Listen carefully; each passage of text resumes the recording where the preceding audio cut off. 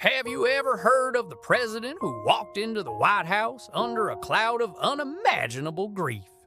A man so haunted by personal tragedy that it seemed to swallow his entire presidency? This is the story of Franklin Pierce, the 14th President of the United States, whose life was a heartbreaking storm of loss and political failure. Imagine this, it's the 1850s. A young, handsome, and incredibly charming politician from New Hampshire is on the rise. Franklin Pierce was known for his charisma and his powerful speaking ability.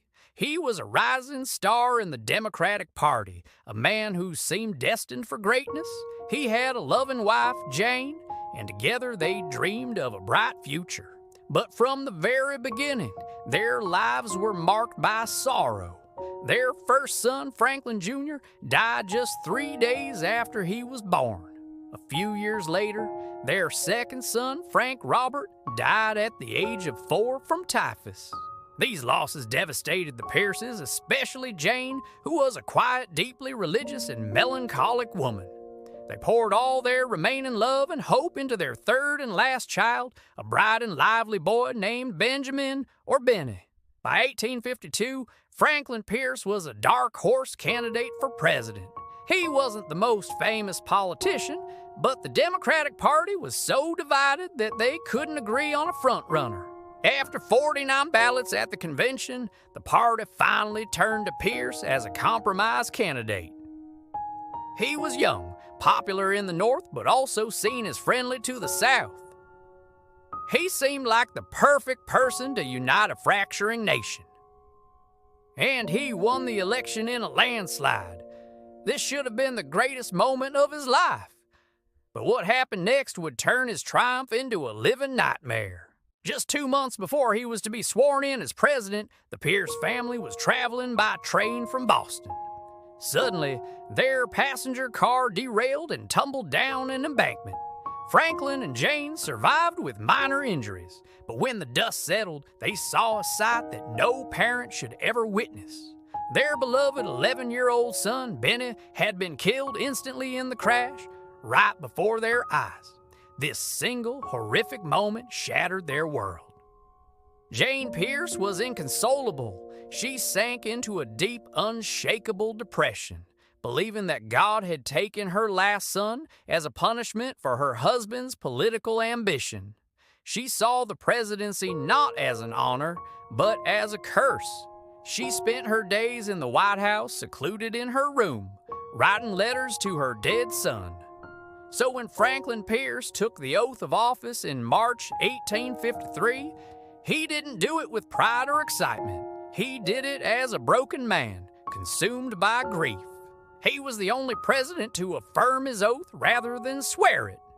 And he gave his inaugural address entirely from memory, a 3,000-word speech delivered without a single note.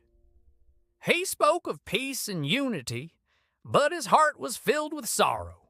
He was now leading a country that was just as broken as he was. The United States in the 1850s was a powder keg waiting to explode.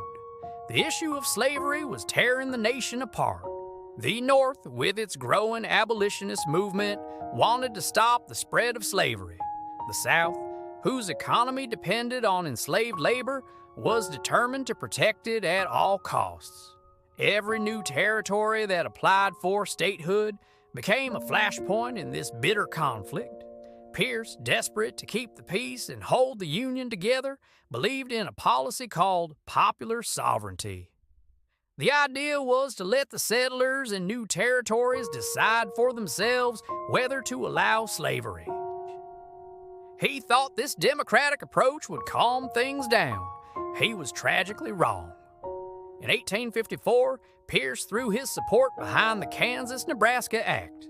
This controversial law repealed the Missouri Compromise of 1820, which had banned slavery in the northern part of the Louisiana Purchase. The new act organized the territories of Kansas and Nebraska and allowed the settlers there to vote on the issue of slavery. Pierce signed it into law, hoping it would be his great achievement, the thing that finally settled the national argument. Instead, it lit the fuse. The act was a disaster. pro-slavery and anti-slavery settlers flooded into Kansas, each side determined to win the territory for their cause. The peaceful vote Pierce envisioned turned into a brutal proxy war. Fraudulent elections were held, 2 opposing governments were set up, and then the violence began. Pro-slavery forces from Missouri, known as border ruffians, raided anti-slavery towns. Abolitionist fighters, including the infamous John Brown, retaliated with their own bloody attacks. The territory descended into a state of civil war, earning the horrifying nickname Bleeding Kansas. Newspapers across the country were filled with stories of murder, arson, and guerrilla warfare. The violence in Kansas was a terrifying preview of the national civil war that was just a few years away, and President Franklin Pierce, who had hoped to be a peacemaker, found himself presiding over the chaos. His decision to support the Kansas-Nebraska Act destroyed his presidency.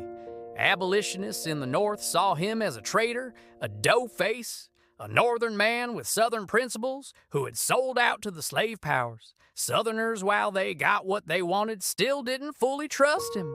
His own party turned against him. He was seen as weak, indecisive, and completely ineffective. While the country was unraveling, Pierce's personal life remained a landscape of sorrow. The White House was a somber, joyless place. His wife, Jane, the shadow in the White House, rarely appeared in public. The weight of his son's death, his wife's despair, and his country's descent into violence crushed him. He was a man drowning in grief, trying to steer a ship of state through a hurricane. By the end of his term, Franklin Pierce was one of the most unpopular presidents in American history. His own Democratic Party refused to renominate him for a second term, the first time that had ever happened to an elected president. He left office in 1857 a political outcast. He returned to New Hampshire, a forgotten figure. History has not been kind to Franklin Pierce. He is consistently ranked by historians as one of the worst, or at least one of the most ineffective presidents. He is remembered for the failures of his administration, for the Kansas-Nebraska Act, and for overseeing the nation's slide towards civil war. But is that the whole story? Or is it more complicated? Pierce was a man of his time, holding views on the Union and the Constitution that were common but ultimately proved inadequate for the crisis at hand. He was also a man shattered by personal tragedy on a scale that most of us can't even imagine. How much did his profound grief affect his judgment and his ability to lead? Was he a weak man who made poor decisions, or was he a tragic figure placed in an impossible situation at an impossible time, all while carrying an unbearable personal burden? It's a question that reminds us that behind the grand sweep of history are real human beings, with their own flaws, their own pain, and their own heartbreaking stories. Franklin Pierce's story is a somber reminder of how personal tragedy and public duty can collide, and how a leader's inner world can shape the fate of a nation. He was the president who tried to heal a broken country while he himself was broken beyond repair. Thank you for watching. If you found this story fascinating, please hit the like button and subscribe for more deep dives into the forgotten corners of history. We'll see you next time.